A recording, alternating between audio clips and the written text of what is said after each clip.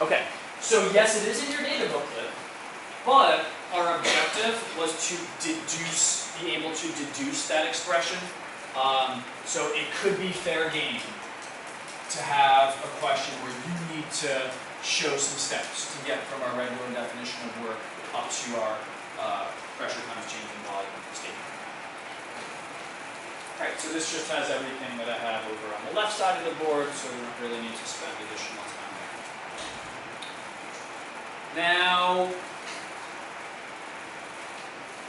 we need to care a lot in this topic, and in particular today and our next class that has new objectives, about positive and negative, and what a positive work, what we're going to have other variables also, what positive values versus negative values mean. Right, so we want to care about that for work, we're going to care about it for something else later today as well. So if our gas is expanding, right, it is doing work to its surroundings. Okay, so if we're blowing up our balloon, I had a calamitous blowing up of a balloon yesterday. But I think I've used up, no, I still have some old ones. So if I blow up this balloon, right, we said earlier that I am doing work to air, and then air is doing work to rubber. I'm not going to blow it up too much now. It popped in my face yesterday. Now that I know that that could happen, I'm a little scared. And the shape of this is not very good. I think if I did just a little bit more, it's going to pop. So I did work to the air, caused the air to have a displacement. The air then did work to the, I think it's rubber, I think it's latex. Is that right? Latex, right. The air did work to the latex, and that caused the volume to increase. All right? So if the volume increases, the gas does positive work. And that makes sense with our new expression. Right? Because if the volume increases, that means the change in velocity is positive. Right? We're not going to have negative pressure. We just have whatever the heck the pressure is, 200 kilopascals, 300 kilopascals, whatever. So that makes sense mathematically. Also that if the change in volume is positive, then the work done by the gas is positive. Right? So a positive change in volume means positive work. If we compress the gas, now I can't really do it with this balloon, because the latex will just change shape, right? It's not really going to get smaller, it's just going to change shape. But if I had a more rigid container and I could compress the gas, then the surroundings do work to the system, and we would say that the gas does negative work. Okay? So if work is done on the gas, we're saying the gas does negative work. Again, mathematically that makes sense. If we compress the gas, the change in volume is negative, and then the work is negative also. This is the work done by the system or on the system. So positive if the system does work to the surroundings, negative if the surroundings do work to the system. All right, let me pause for a second and see if we have any follow-up questions about an expansion means positive work and a contraction means negative work. All right. Jacob's giving me dirty looks, but I'm just thinking that for PV equals nRT, they're on the same side sure. of the equation. Yeah. So when you change the volume, so if you decrease the volume, then the pressure will increase. Not necessarily. Yeah, because the temperature. So Jacob's kind of jumping a few lessons ahead, right? Today we're not really going to consider these two equations together, but ultimately we are, right? And the teacher's note that went along with deducing this expression did actually say constant pressure, right, to simplify things. Now, Jacob is right. The pressure and the volume are on the same side of the equation of state of an ideal gas. So if we increase the volume, something has to change. But we can hold the pressure constant and increase the volume. Right? What do we have to do? We have to increase the temperature. And then we can do it at a constant pressure. It might be not necessarily unrealistic. It might be uncommon to do things that way, but we certainly can. And in fact, that's going to have a specific name that you already read about if you did the review. That's involved with our fourth objective that we're not going to accomplish today. Great, so yeah, thank you for the dirty look. Alright, so here, I'm actually not done with this objective yet. Here is a piston. I think we talked about a piston a little bit back in topic 3, but to refresh your memories, a piston is a cylinder. So we have a cylinder filled with gas, the blue and the white would be gas. And then, like, this side of the cylinder can't move, this side of the piston can't move, this side of the piston can't move, but then this part can move. Alright? So the system can have a change in volume. And if the volume is increasing, then the system is doing work, doing external work to this. If the system is decreasing in volume, then this must be doing work to the gas. My favorite animation of this, I couldn't find the other day, but I found an okay one. It just goes way too fast. So let me turn the lights off. It's only 7 seconds just showing a piston in motion. And I'll try and slow it down. I guess I should make it bigger too. Is that what the gas is? Right, so this would be like a piston in our car engine.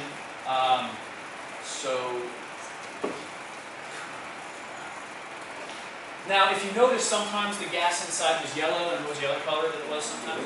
Sometimes there's blue. Well, sometimes it's black too.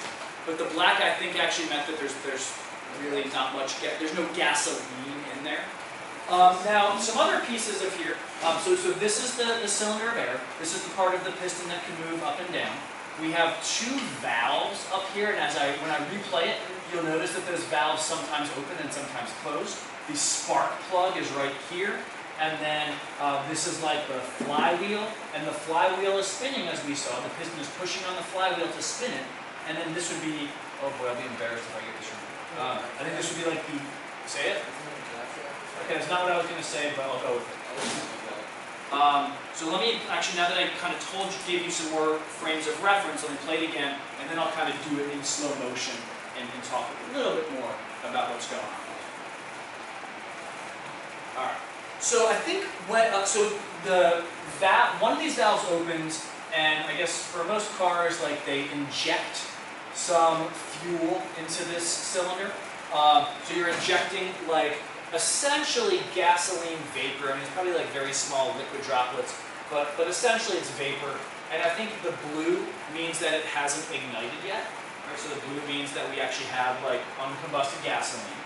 And then the spark plug should fire and, well, catch that gasoline on fire.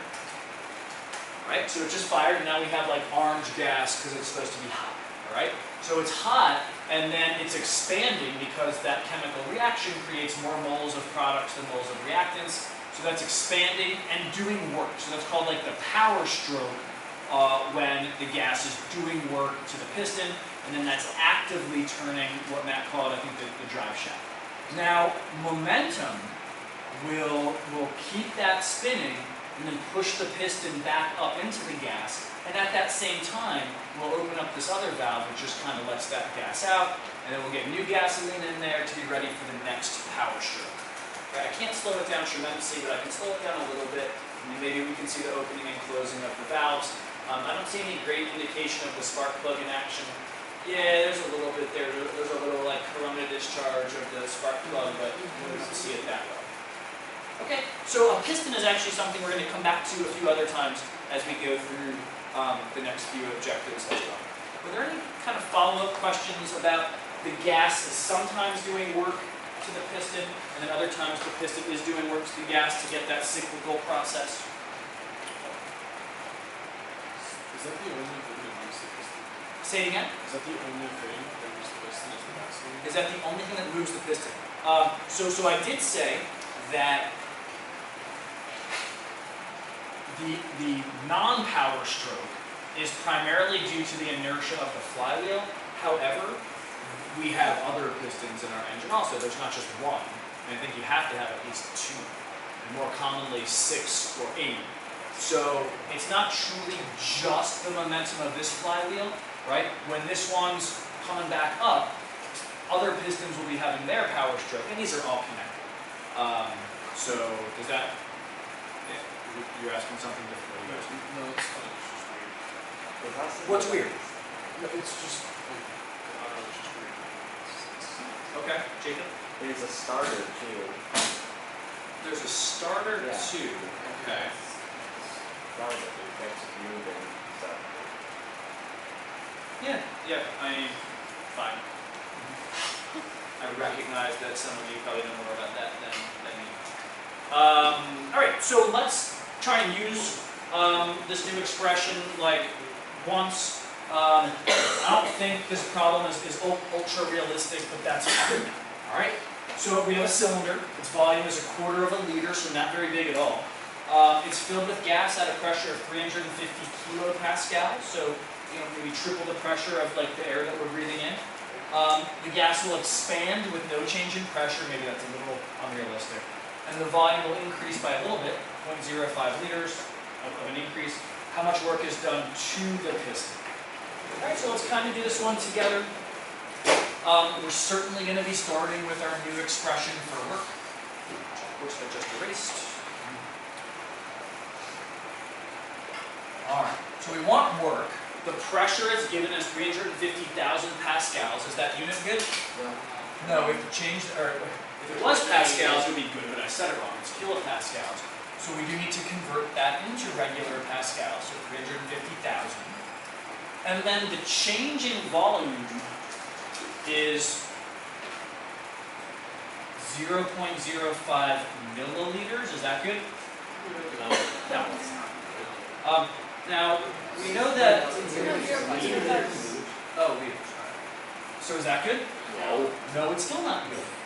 If we want our work to be in joules, which we do, then we need both the pressure and the volume to be in proper SI units. So pascals is the SI unit for pressure, but meters cubed is the proper SI unit for volume, right? And there is, in 1 meter cubed, there are 1,000 liters. So really, our volume change would be 0.00005 meters cubed.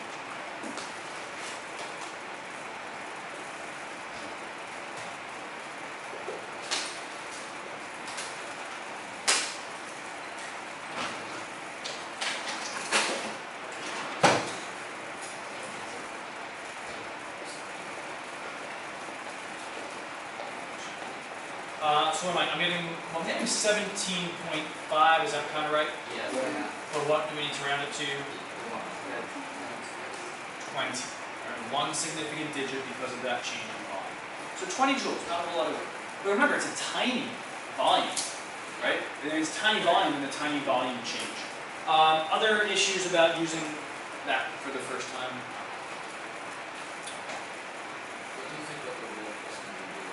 What do I think a real piston would be closer to? I think the pressure is the average pressure is probably greater than that.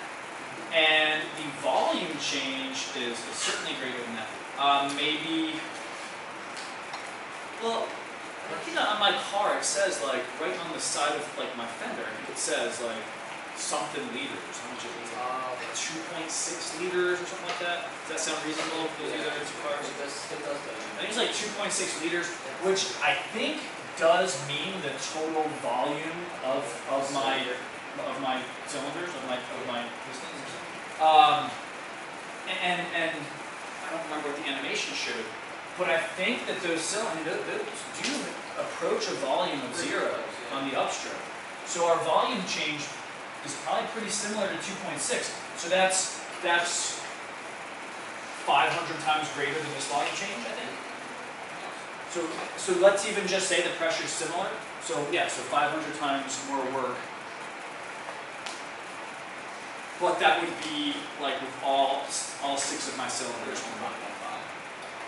Well, per cylinder, sure. Yeah. So maybe 100 times. So maybe 200 joules per power stroke. Spin it fast. Spin it real fast. Leo. There's going to be a change in pressure. Yeah, there will. There will. Greater or lesser? Yeah. So let's just change the sequence of what I was going to do a little bit. turn this off. Mary doesn't have to see this part.